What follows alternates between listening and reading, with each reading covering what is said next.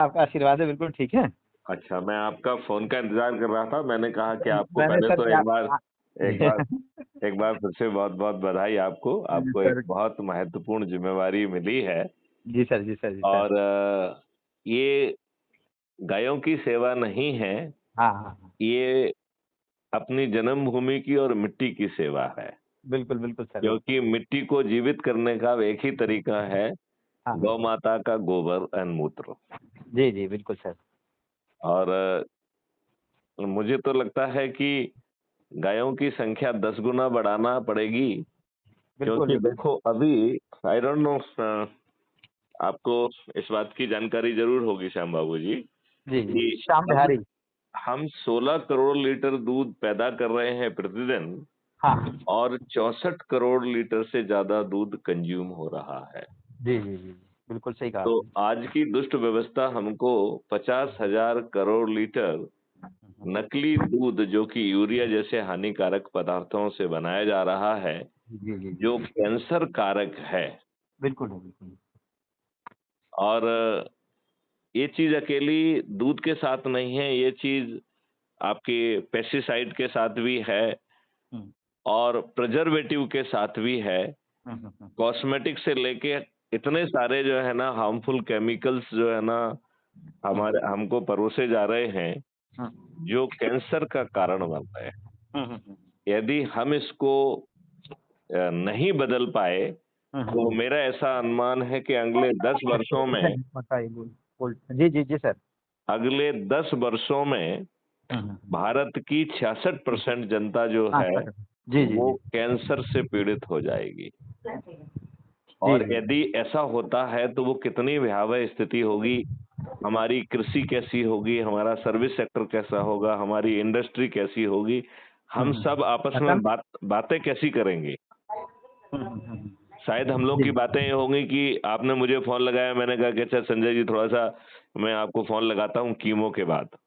जी जी। क्या ऐसी वार्तालाप करने के लिए हमें विवश होना पड़ेगा? तो मुझे लगता है जो आपको बड़ी जिम्मेवारी मिली है माननीय योगी जी के जी द्वारा, जी। तो एक हम्म। तो योगी जी को भी मैं धन्यवाद ज्ञापित करना चाहूंगा, जी जी और जी। आपको बधाई देना चाहूंगा। और हम्म। मैं चाहूंगा कि क्राइम फ्री भारत ने हम्म। जो इसके लिए एक बृहद जो है योजना बनाई हुई है, हम्म। उस योजना को यदि हम जमीन पर उतारेंगे हम्म। तो कल्याण होगा। और वो योजना इतनी पावरफुल है कि उसके लिए धन की जरूरत नहीं होगी। लेकिन लेकिन हमें उसके लिए कुछ कानून, कुछ चीजों को जमीन पे करना होगा। यदि आज के हमारे राजनेता ऐसा करते हैं, तो भारत की इकोनॉमी 3 से 5 ट्रिलियन इकोनॉमी इकोनॉमी नहीं होगी, बल्कि बड़ी आसानी से 500 ट्रिलियन इकोनॉमी होगी। 500 ट्रिलियन इकोनॉमी। अभी तो ये 5 ट्रिलियन की बात कर रहे हैं।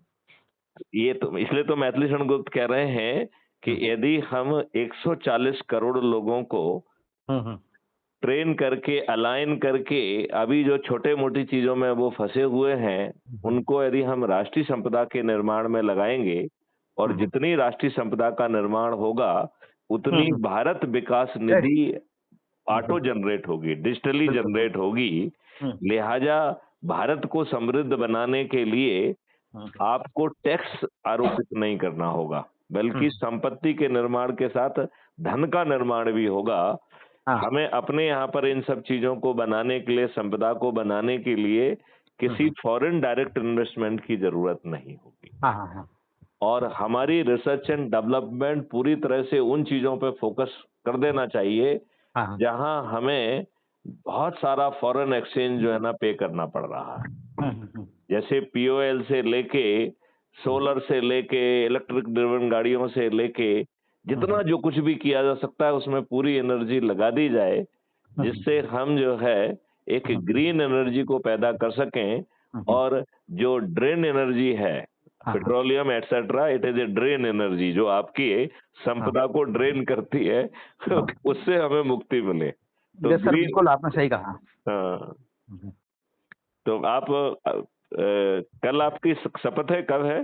कल शपथ है, बिल्कुल। अभी कुछ लोग बैठे हुए हैं, और हम निकलने की तैयारी में हैं। चलिए आप तो निकलिए, आपको जो है एडवांस में बहुत बहुत बधाई। सर और बस फिर जो आप है तो आप तो हाँ, सर मुझे आशीर्वाद दीजिए, जो आपने बात कही है। हम्म। मेरा ये ड्रीम है, मेरा ये सपना है, और हम्म। हम आपके इस सपने को पूरा करके ही, मतलब हम अपने को ये मानेंगे कि मैंने जीवन में कुछ किया है। बहुत मैं सही भी बात है। कुछ बिल्कुल इसी तरह का ही सोच वाला व्यक्ति हूँ, जो आपने अभी अर्थव्यवस्था की बात की है, और वैश्य समाज ही भारतीय अर्थव्यवस्था को आने वाले समय में ठीक करेगा।